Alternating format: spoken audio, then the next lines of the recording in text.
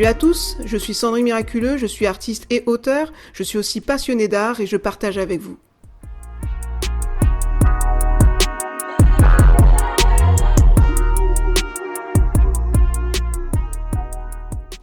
À quoi ressemble votre âme ? Comment illustrer votre âme sans savoir dessiner ? Dès le début de la Renaissance, le célèbre peintre italien Masaccio représenta une grande fresque à l'âme très réaliste, qu'il baptisa « Adam et Ève chassés du paradis terrestre ».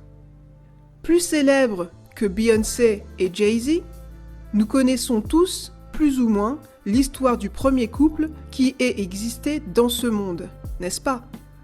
Selon le livre de la Genèse, Adam et Ève furent les premiers êtres humains que Dieu créa.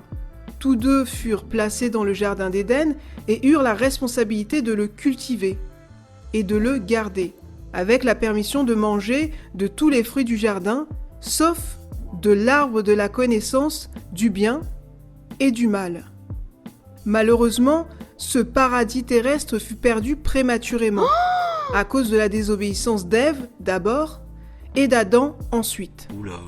Depuis lors, l'homme à l'âme déchue tente désespérément de retrouver ce bout de paradis. Mais voyons ensemble comment il peut le retrouver à travers l'art. Âme recherche son jardin, désespérément.com. À défaut d'avoir perdu un bout de son âme, chacun d'entre nous tente de recréer ce bout de paradis par des instants de bonheur fugaces tels que les festivités, les voyages, les cures thermales ou les fausses expériences inédites. Néanmoins, bien que tous ces instants leur procurent du bonheur, ils sont éphémères. Ainsi, ce bout de paradis semble inatteignable. Alors comment faire pour le récupérer ?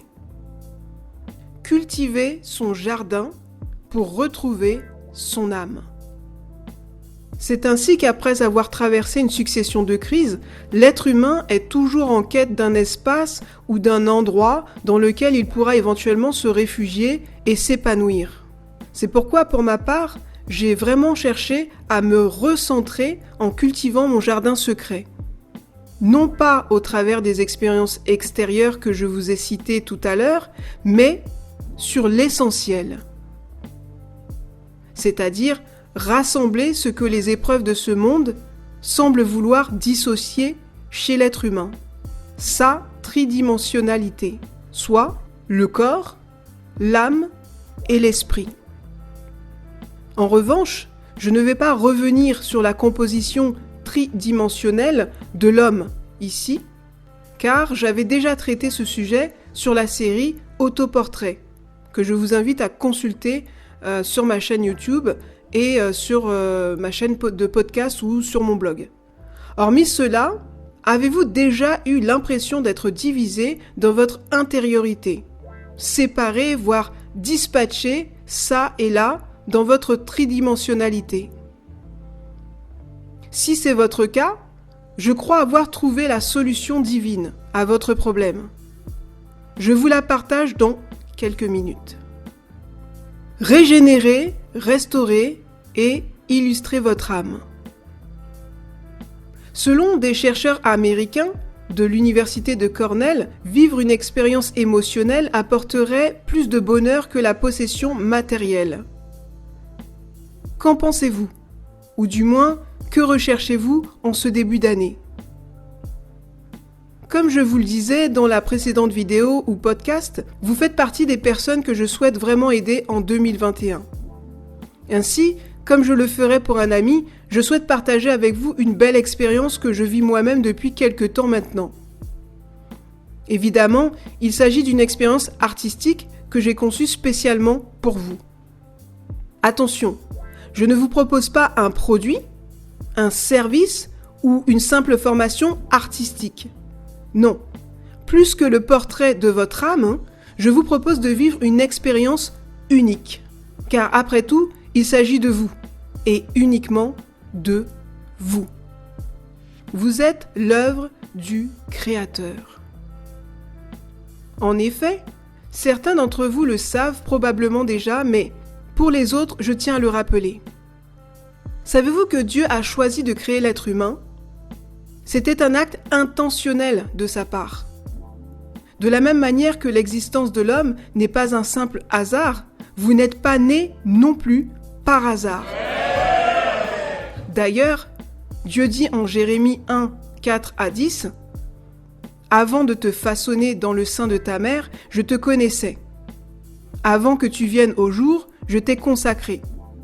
Je fais de toi un prophète pour les nations. » Et si vous avez toujours un doute à ce sujet, dès la Genèse, il dit « Faisons les êtres humains, qu'ils soient comme une image de nous, une image vraiment ressemblante. » Dieu créa les êtres humains comme une image de lui-même.